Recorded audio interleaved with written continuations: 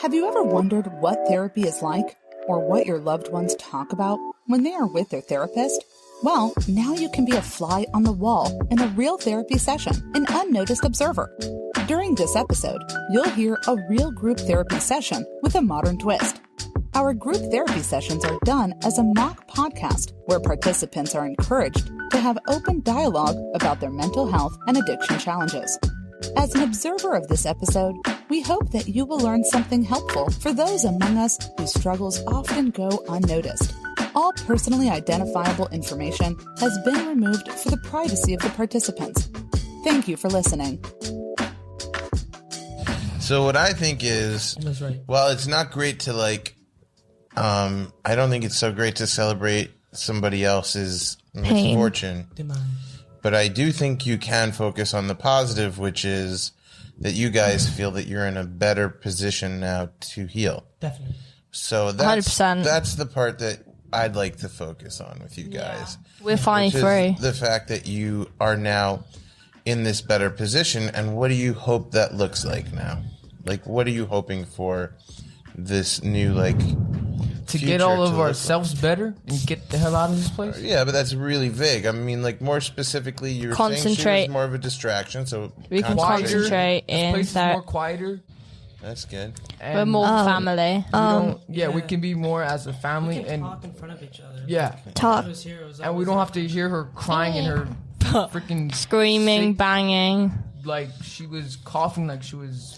But let's remember that everybody here has been there at some point or other. You know, maybe not another exactly one. where she was, but Not to the comparatively. same extent, but Another one is we can talk to Bullet's brother without her going all googly eyes. oh god.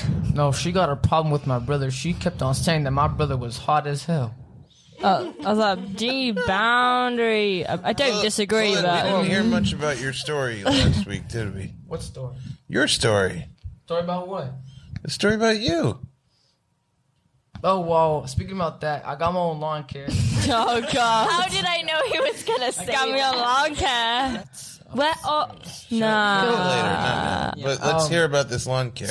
Okay, my name is Bullet, and Bullet. I've I have a friend with that. I've been having Really? a lot of problems with myself. One is basically Boundaries. Been in. boundaries with women? Oh my god, it's the one thing that I don't pray for. You should. Guys, let him talk, and then Basically, so I've been basically having hard times with, really loving myself. Honestly, okay.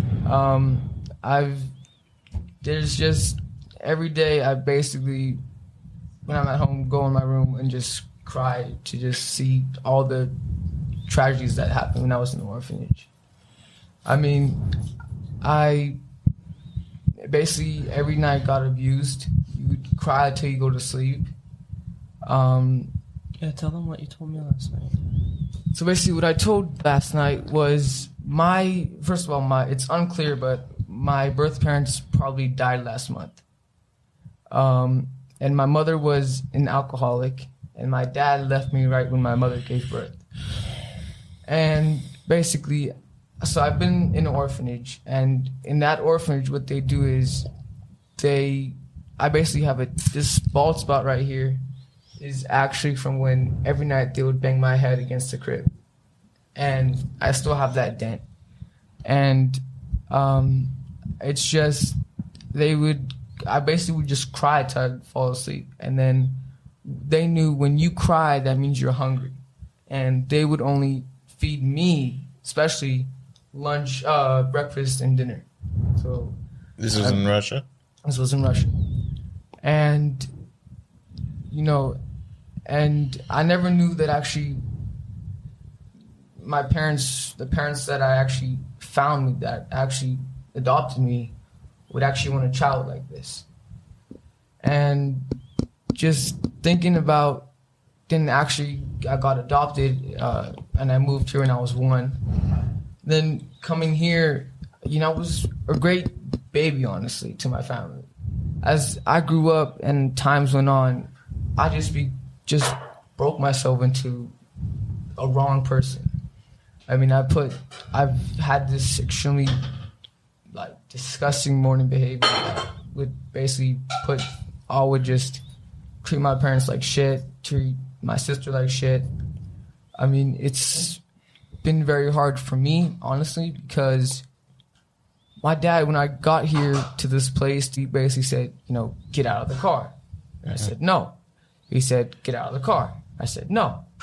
So then he just said, you have to get out of the car. So I went out of the car and I came here, and honestly, it's been about a week. About a week. And I really do think that I'm improving. I mean, one thing is I'm working with my therapist is boundaries. I really need boundaries is a big thing here, especially, and I'm actually gonna do it and work myself. I mean, it's only been a week. There's been small improving, and I'm hoping for the best. But I mean, I told my mom this, that every time I would tell them that, every time I would say when I was here that I wanted to go home, it would just make me want to, do something to myself, because thinking back about me, if I would tell them that I would want to go home, and it just points me to the point where, I could have honestly been in jail for all the, my behavior and stuff that I did was extremely bad. So, I mean, since I'm here, I think my parents did, the best for me. I think they probably saved my life, honestly. Yeah. So I'm hoping really while I'm here to go into every therapy. Since the animal left this place, I think isn't that kind of a boundary right there? Maybe? Yeah.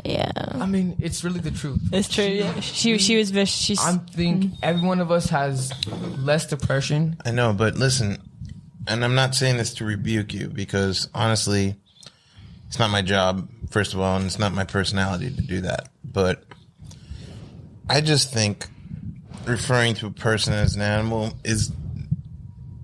it's not going to affect her. She's not going to hear it, right? But it's going to affect you, It's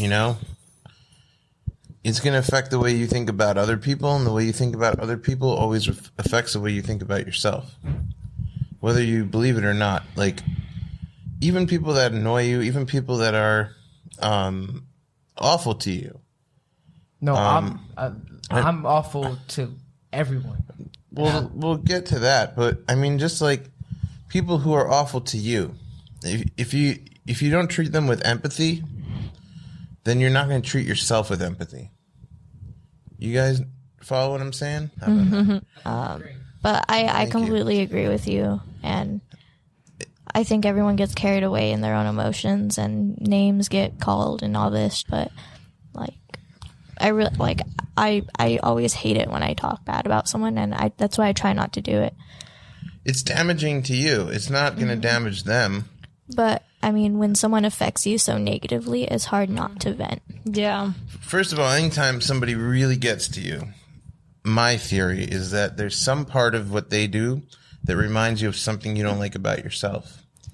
So even if they're doing it at a level 10, maybe you're doing it at a level 0.5, but it's still that part of you, because that's what annoys you. Because if something is completely foreign to you, you tend to be more sympathetic to it anyway, because you're like, that is so not me, that I would never act like that. It's not part of my world. That's alien, When you see something that's so alien, you're just forgiving of it, because you're just I don't know what the heck's going on over there. But if it's something that reminds you of a little part of yourself, it's so painful, because it goes back to what you started with about loving yourself. And I guess we should probably talk about that a little bit today, because is that something that's relatable to everybody? I see a lot of heads shaking yes, but and I've talked about it in past groups, but one thing that doesn't help you guys because you weren't there for it, but one thing that I realized somewhere along the way of my own therapy was like, everybody tells you to love yourself, but there's no instructions. You know? It's like telling somebody who's overweight, as an overweight person, lose weight. Okay, great. You think I didn't think of that? You know, like, or telling an addict, stop being an addict. Okay. It's not as easy as that. Yeah, right? It's like, okay, thanks for that stupid comment. Like, Yeah, you think I just decided to like do this and I could just stop if I just decided to It's not so simple. You need instructions. Yeah. So the instructions that I figured out, and I don't know if it's the same for everybody, but in terms of how to love yourself, looking at it like that is very vague. Like, how do you just love yourself? If you tell, all right, let me slow it down for a second, because if you tell yourself, I already know the answer, but I want to hear you guys. If you tell yourself, I'm going to love myself today, what might be some thoughts that you have that would get in the way of that? And they don't have to be so personal. They could be general or they could be personal. It's up to you. But let me hear you guys respond to that. I say all of a sudden, love yourself. What is the problem with that? The bad things you think about yourself, like that, it's like a part of a wall. Mm-hmm. Like they stop you from completely loving yourself. Okay.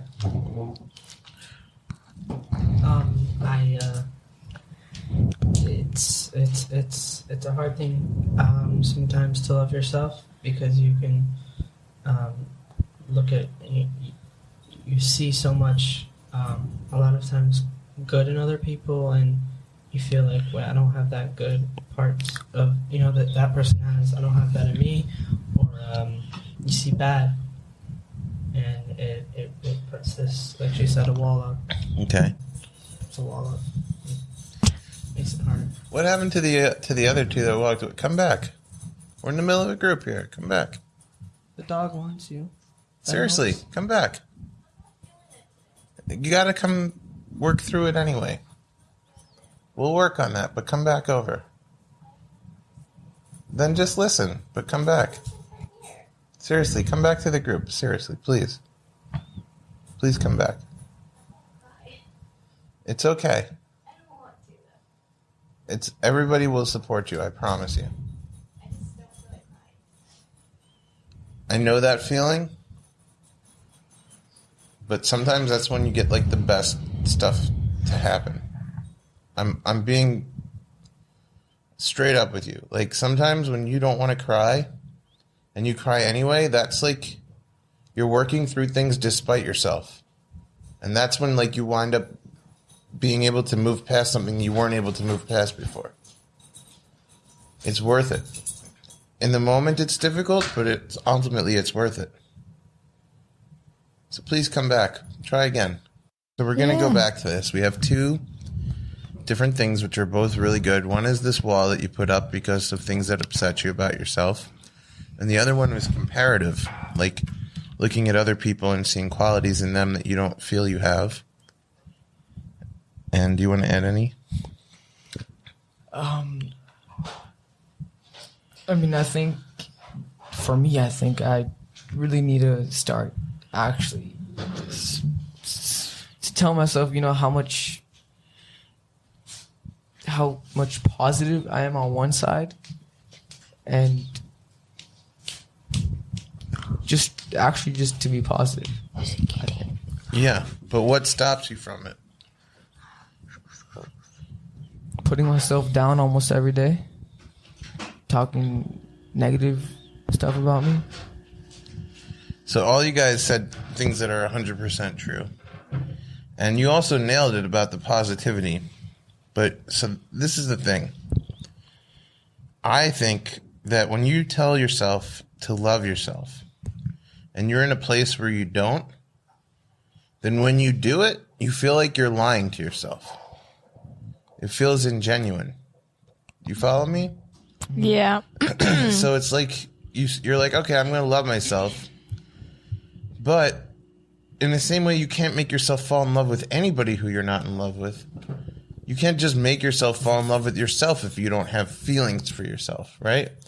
So it's like you're in a lie relationship. Yeah. So the answer is kind of what you said, but it starts a little bit at a time. It's the same way you build feelings for anybody, is you start like realizing what you like about them. And you have to start realizing what you all like about yourselves on a little bit at a time basis. Like you get back to basics. Like I think most kids, like before they even learn how to speak, they already know there's things they like about themselves. I don't know that for a fact, but that's what I think, you know? I don't think you ever really see too many depressed babies. They're just like, hey, I'm organically me, you know? So, what, is there a problem? All right, but stay with me, otherwise I can't bring him or he's too much of a distraction. He's just supposed to be support. But, it's the same thing. There's like hundreds of elements of who you guys are. Maybe thousands, you know? I don't know how many elements there are to a person. But there's a million attributes and qualities to every single person. And what happens, I think, when you stop loving yourself is that you start focusing on the negative attributes about yourself because they take dominance over the positive ones. And the positive ones get buried and more buried. Because it's like you're falling out of love with the person. It's like the end of a relationship. Like you guys have probably all been in some sort of relationship at some point. Even if it's not romantic. You know that there's relationships and how you relate to somebody else in a relationship. Sometimes you feel closer and sometimes you feel more distant.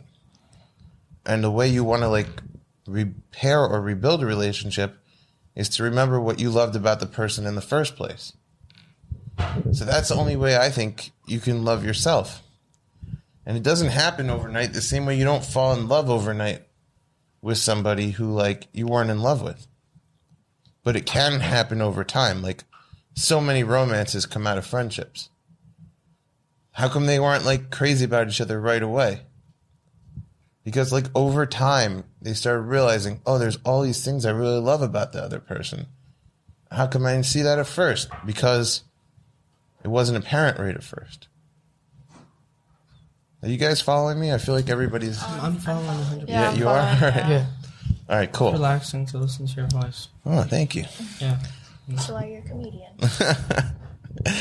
Most relaxing comedian. Everybody's like not laughing. Wait. They're just relaxed. They're like, this is nice. This is like a spa, huh? I have a completely off-topic question. Sure. I believe the first time I ever met you, you said that you've performed with Dave Chappelle. That's true. It's on YouTube. Told you guys. If you ever are That's on YouTube, so cool. type my name and Dave Chappelle's name, you'll see us together. That's so cool. How did you arrange it?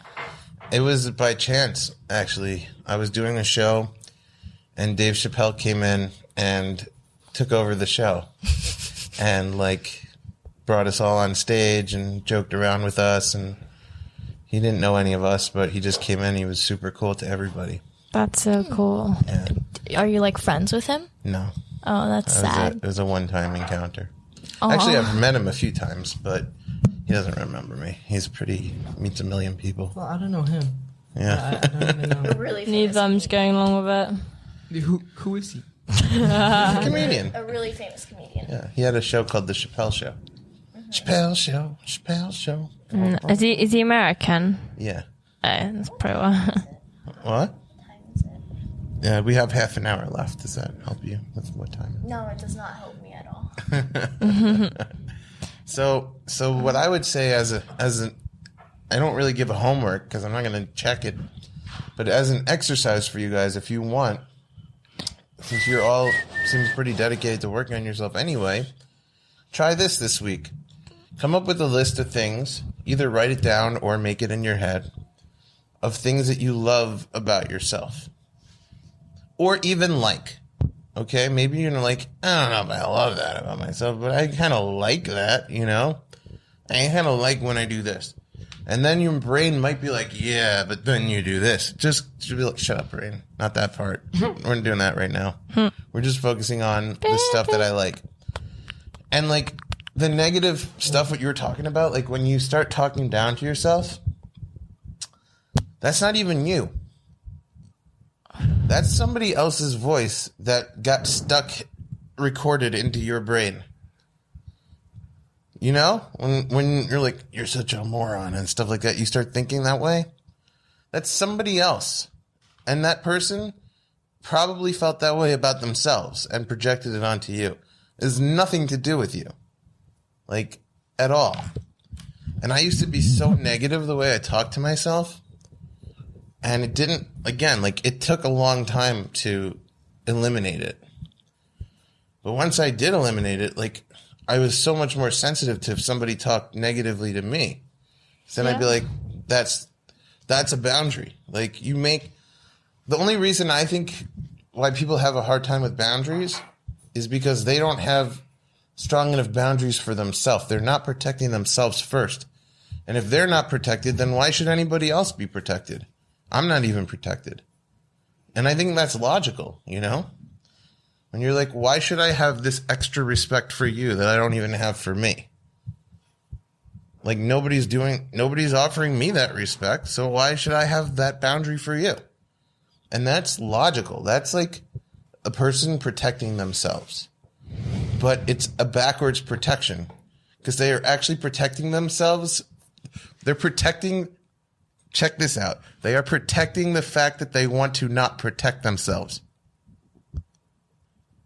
Do you follow that? Say it one more time. They are protecting the fact that they want to not protect themselves.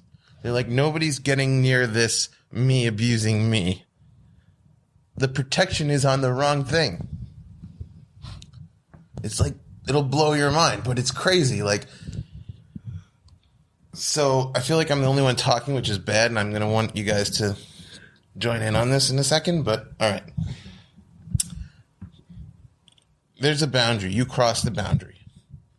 Because you don't respect the boundary, not because you're a jerk, not because there's anything wrong with you. It's just like you don't have boundaries on you. You talk down to yourself. So all of a sudden, it's unequal for you to put a boundary up for someone else, whatever that thing is that they want, because you're not getting what you want, which is you to be nice to you. You follow me so far? Yeah. 100%. Okay, so now you got to protect yourself. You'd be like, look, other people are not protecting me. Other people feel they should have boundaries where I don't. Like, boundaries are for them, but not for me. So to protect yourself, you're like, boundaries are for nobody. But you're protecting your own abuse of yourself. Thinking, because of like a glitch in your logic, that you're protecting yourself. But really the only thing you're protecting is your ability to not protect yourself. It's crazy. Yeah, like... But it happens all the time. What were you going to say? Yeah, like sometimes with me, I don't like praise myself. And I don't like, think good things about myself because like if something bad happens and I don't want to feel bad about myself, do you know if you get what I mean? Mm-hmm. So like I don't bring my hopes up or, I start to get, a bit more happy because if something like bad happens or something, or if someone says something negative that like affects me, then like if I already say the same stuff in my head to myself, then if one person says it, then it's not going to hurt me because I already say it to myself. Mm-hmm. If you get what I mean. I totally get what you mean. It's a preemptive strike. Yeah. At this point, Grab the mic. I feel like a lot of people see the word whore as something terrible, but I've gotten I think it was the other way around. I got used to people calling me a whore that I think I just kind of gave up convincing myself that I was anything else. Oh my God, I did that with being overweight when I was younger, and people would like take shots at my weight. I would take shots first. I'll beat you to it. Now what? So I do that all the time. I make jokes about myself being a a whore and a slut and a hoe. People only call you that. It's a 'Cause they're jealous of weird you. way of protecting yourself while not protecting yourself. Yeah. It's a fake protection. It's like the worst bodyguard ever. Like if I know someone's gonna make a comment about it, then I just beat them to the punch. It's literally like the equivalent. Check this. If you hired a bodyguard because people were beating you up, and you're like, every time someone's coming to punch me first and knock me out. So you so know they what can't to get expect. Yeah. Because nobody's going to punch somebody who's already knocked out cold. Yeah. Unless you really hate them. You're like, wait a minute. You're not pushing back that way. You're pushing back this way. Yeah. You're pushing inwardly. All the arrows are directed at you. Yeah. My therapist, I told him that, and he just kind of, as soon as I said the word whore, he just looked at me and said, "That's the worst word that I've ever heard you say. And the fact that you think that about yourself makes it 100 times worse." I thought he was going to say, I'm a whore. That'd be fun. That would be fun. No, he's I'm married. like, really? I didn't see that coming. I agree with him. That is horrible to call yourself that. And you guys are all amazing, amazing people. Like, I always come into these groups thinking, it's so cool. I'm going to sit down with, like, the X-Men. You know? Like, because all you guys have, like, amazing powers, but the world doesn't get it. And it's like, they're like, oh, they're mutants or something. But it's like, no, they are the gifted kids. Like, this is like, if anybody knows the X-Men, like, I know, I want to watch it now. this is like the house. Oh, yeah. This is like Professor X's house for gifted children. You guys are the gifted children. You all have amazing powers. And mostly the power is your imaginations, which unfortunately you're here to learn how to use your powers. Like, you know how the X-Men go and they train to learn how to use their powers. And they're miserable the whole time. Yeah, but also like they're also, when they don't know how to use their powers, they're like burning themselves and stuff with their power, you know? It's only when they figure out how to channel the power and use it properly that it's actually like a great power.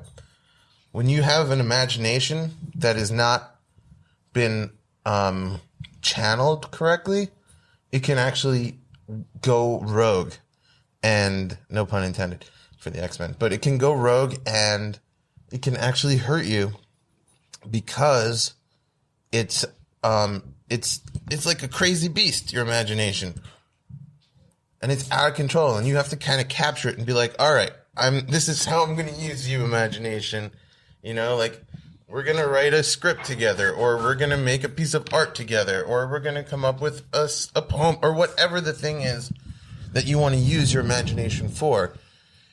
Otherwise, your imagination just attacks you. And it's kind of begging you to use it, you know?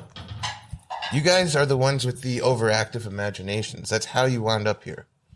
Any other reason that you wound up here is just an effect from that. Can you go deeper into what you just said? Okay, so why are you here? Yes. And you have a question? Pick up the mic. May I be excused? Not yet. Hang tight for another 10 minutes and we'll renegotiate. I can't sit still. Well, then talk about that. I just Pick up the mic and talk about it. What are you feeling right I'm now? just too anxious to just sit in a chair. So why are you so anxious? I don't know. Is it like what I'm saying making you anxious, or No, I just get anxious. I really talk about it? What's the feeling? Like, what would you rather be doing right now and why? I would rather be sitting on the couch reading to distract myself. All right, so let's distract you here with this instead of with a book. Imagine that this is the book. Imagine that that is the couch. So My point is that your imaginations are so powerful. You could be anywhere in your head. Right now, if I asked all you guys to like go to like the desert in your brain, you would be there 10 times better than anybody else who's not in rehab. You guys have like time machines built into your heads. So why are you here? Well, you could say drugs, but I don't know, depression, anxiety. All right. So anxiety is a good thing. Anxiety, how would you guys define it? I would define it as it's overpowering. It's like a dragon. Kind of like like your thoughts at the back of your mind. It kind of like to me, like when I have like anxiety, I don't know, it's hard to explain. It's like different for everyone. So let's take this example right here of you have anxiety and it's making you want to go and read a book. What is a book going to do? It's going to excite and engage your imagination, right? It's an escape. Yeah. What is drugs? It's an escape. An escape to where? Your imagination, right? All this stuff, anxiety is this crazy, untamed imagination banging at your door, like in the back of your head, like, come on, play with me. Like, let's do something. Let's engage. And you're like, I don't know how to do that right now. And you're pushing it back. And all of a sudden, you're like jumpy and you're like anxious. That's anxious. You're anxious. You're excited. You're like, I got it. And it's basically, you have this imagination and it's like, use me. Remember when we were kids and we would like make toys come alive? What happened? What are you doing with me now? Me and my friend had this weird satanic game we used to play, and we didn't really know, but it just somehow became really satanic. And looking back on it, I was like, how did I know about all this stuff? You imagined it. Yeah. I'm sorry, but what's satanic? Satanic? Like Satan, Satan, satanic. Yeah. Like, devilly. Yeah, it's like a religion for praising the devil. It's just an exercise of the imagination. Yeah. You know? Sounds like Titanic. Satan. You guys have crazy dreams? Oh yeah. Oh my God. You guys realize your imaginations are literally working overtime. They're like, you're not using us enough during the day. As soon as you are out, I am making movies happen in your brain. It like takes you to another place. It's a great story. And you did nothing to make it happen. Your imagination went on autopilot and played this for you in your sleep. Okay. So may I be excused? We're almost done, so hang in there. How much longer? How much longer? But here's the 20 thing. minutes. You're focusing on this like it's not engaging and stimulating you, but it is. I don't know. It is, technically. I mean, you've been right here with it. Technically, so but... You're just, like, thinking that something is going to be a better... I'm just overthinking, and I really don't want to get depressed tonight. Yeah, but you don't have to get depressed tonight. Yeah, I don't know. It's not really something that... After last night, I think we all need a bit of a break. Yeah, I really think we need to throw a party. No. You might be able to process this differently than you usually do. I think so. I think instead of like taking it and internalizing it negatively, I think that's what we're talking about here today, is being able to focus on the positives. And if there was a theme to this conversation, I think it's that you guys need to start figuring out how to tap into those things that are positive inside of you and give them like the front, you know, give them the front position in your brain. Like, allow them to have, like, the spotlight for once. Get off. Yeah. And it's so cool because once you start getting to learn how to play your brain like an instrument, you guys are you're going to be the X-Men. You're going to have these amazing abilities that nobody else has. Nobody else, if people you know have not been to rehab, they've never had a chunk of time in their life to get introspective and understand what makes them tick, which gives you an advantage over everybody. I think it's fine. What do you mean? No, nothing. I don't know. Just hearing all this just makes me feel like I'm never gonna get better. You are. But that's also, yes. Please don't say that. Preach it, brother. You will, It's trust just how I me. feel, and just like moments like these, I just get so depressed that I just feel like I'm never gonna get better, and I'm like. But that's not true. I hope you.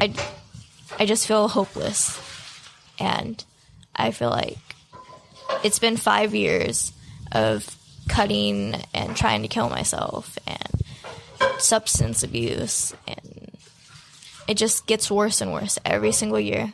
Another thing happens, whether it's abuse, sexual abuse, all this just gets worse and worse, and I feel like what's going to happen next year? You know, Well, why don't you try and own it for next year instead of letting it own you? Yeah. No, seriously, like, you can turn it around. You can change it.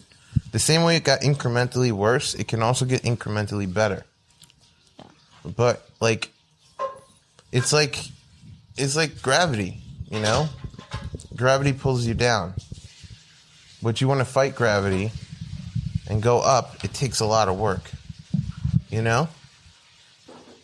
But seriously, like anything like you allow nature to take its course, it kind of pulls you down.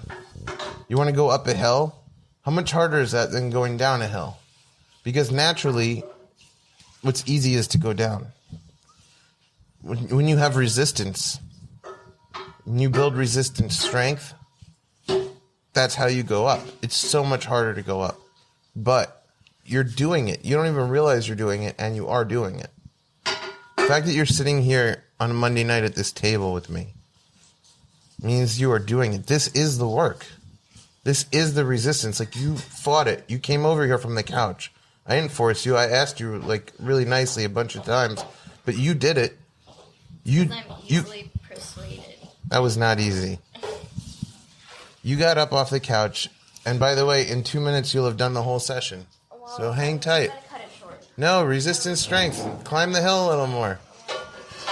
Well, you did really well anyway. You did a lot. Thank you for coming back over here. I think you did amazing. And I'm serious. Don't let the depression win, because you are going to beat it. You are getting better. The dog wants you. And like all the stuff that you have been through, you went through it for a reason. And it will make you stronger. Everything that's ever made you weaker is the exact same thing that can make you stronger when you flip it around. Are you or someone you know looking for treatment options in Los Angeles? The Los Angeles Outpatient Center is an adult clinic specializing in mental health and eating disorders. Located in Culver City, California, LAOP offers day and evening programs to accommodate individuals' busy lives and treatment needs. Each treatment plan is individualized and includes both group and individual therapy sessions and daily free nourishing meals. Most major insurance companies are accepted, and their program specialists are there to help you every step of the way. Learn more at laopcenter.com or by calling 888-928-3805. All right, back to the conversation, guys. How's everybody feeling? We talked about a lot tonight. Great. I feel much better. Honestly, much better. I love what you. I don't know, when you say when you're saying what you're saying. It's like I know it, but by you saying it's like it Rejig that. It sparks the flame. It's sort of like a candle that went out, and you're lighting the lighter. You know. Thank you. Well, that's good. And eventually, you guys will start re-sparking yourself. You know, and then it'll just light. You know. It will. Yeah. Because it is in there, in all of you, and you know it. You just said you know it, but it's truly in there, and it's like I said, it's just about stripping away the rust. Yeah, you could call it that. It's just stuff that you put up to protect yourself that wound up being really bad bodyguards. You got bodyguards that punched you out instead of punching the other person. And now it's like, all right. That's a good analogy. Yeah. I know. Sorry. But it's true. I mean, like, you hired the worst bodyguards, and now, like, you can fire them. You're cracking up. I can relate. No, it's the same thing. Like, honest. Yeah. Honestly, since what. It's working. It's working. Yeah. You want me to make it louder? Honestly, what I could relate to is like the bodyguards. Honestly, is same thing. Like, not to just know you guys, but with my business, it's hard business. because I'm carrying like a bike trailer that holds to 250 pounds, and I'm doing like 5 miles a day, I got stopped by policemen like 2 times riding in the street with my bike to going to actually a house to do. Mm-hmm. And it was actually really scary. And that time, like, I was thinking about legit, like, hurting myself almost. Because he put on his siren and everything, like, and I had to pull over, and they both came out of their car, which was pretty intense. And I didn't even know what happened. I just was riding a bike and going to a job, and all of a sudden this comes, and it's just, I just had a weird feeling where, you know, like, clearly, like, just like, what the fuck, like, really? I mean, I thought I did something, like I was gonna be in jail or something like that.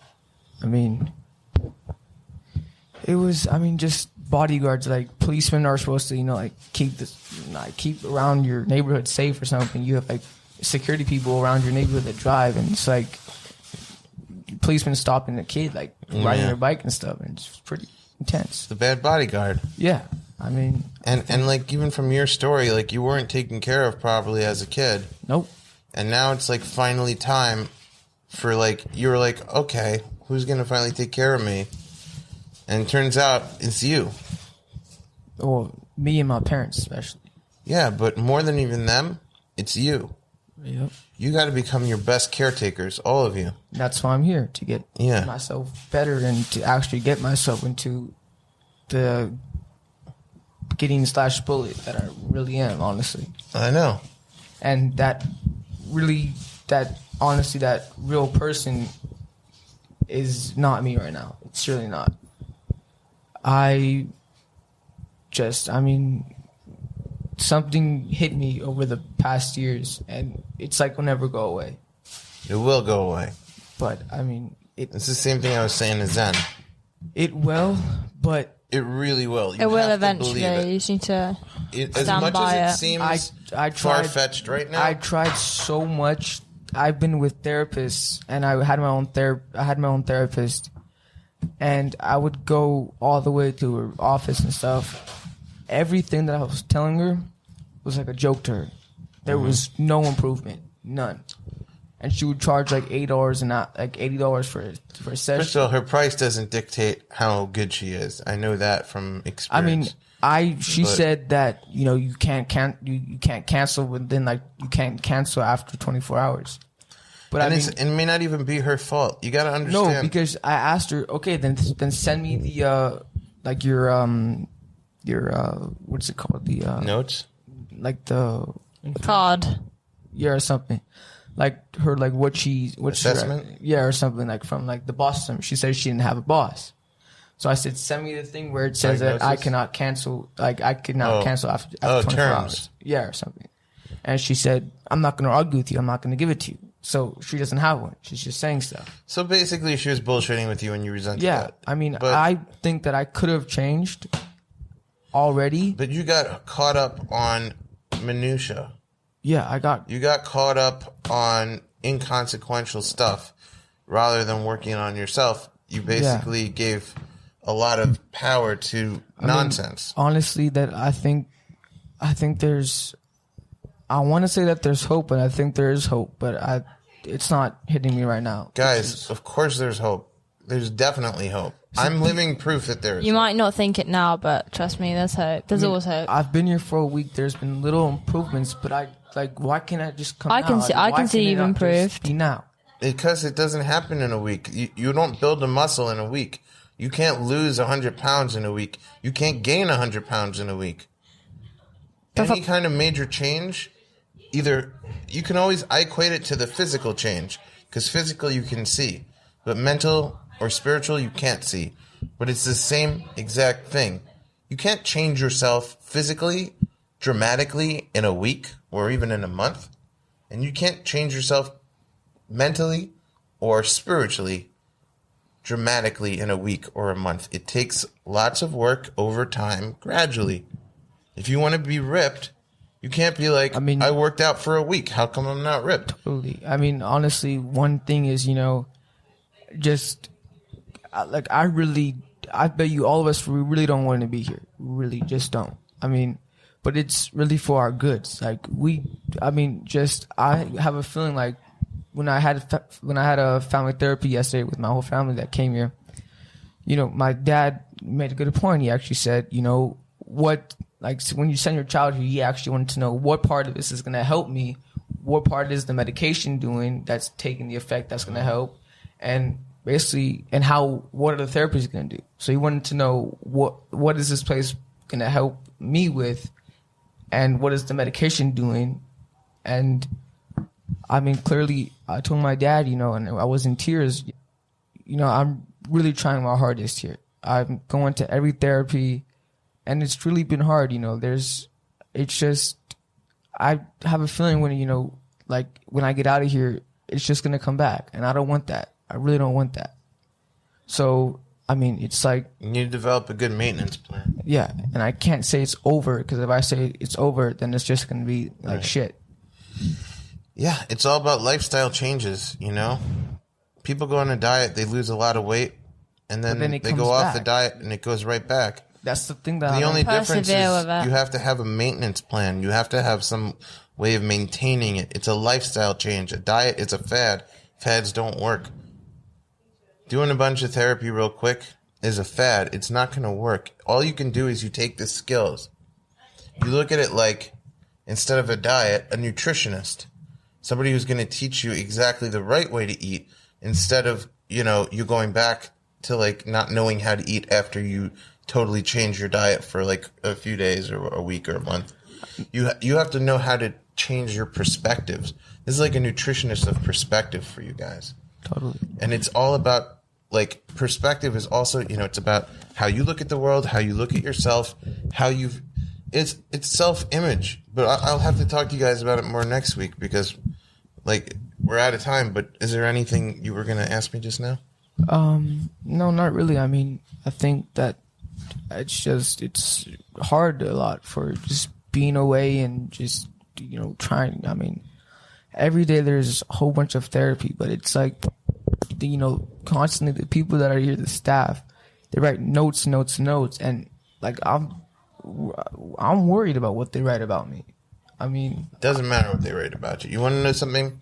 When I was a kid, I went to therapy, and it was very hard. I was going through a really hard time in my life, and they were just writing all these notes about it, and I was like, what the hell are they writing? That shit's going to follow me forever, It's going to, like, turn and that's up. what I feel like. I mean... And then, so, like, 2 years ago, I got in touch with that therapist who I used to see when I was a kid, because I forgot everything I said. I wanted to hear. I wanted to read my old notes. I thought it would actually be helpful for me to understand the child me. And everything I ever said was destroyed in a hurricane years ago. So, like, all his notes from that period, these things don't last. It's not going to last. And even if it did last, it's confidential. So, but it's not going to last. I wish it lasted. The weird thing is, as a kid, I wanted it not to last.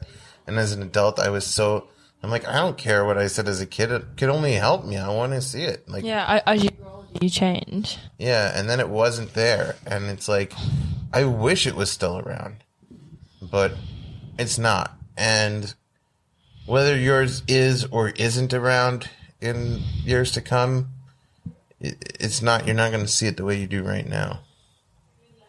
Same way you wouldn't care what notes were taken on you when you were 3. You won't care what notes are taken on you now. Yeah. All right, guys, go get them this week. I'm not here next week because I'm going to be in New York. I'm sorry. I will miss you all terribly. She too. I know.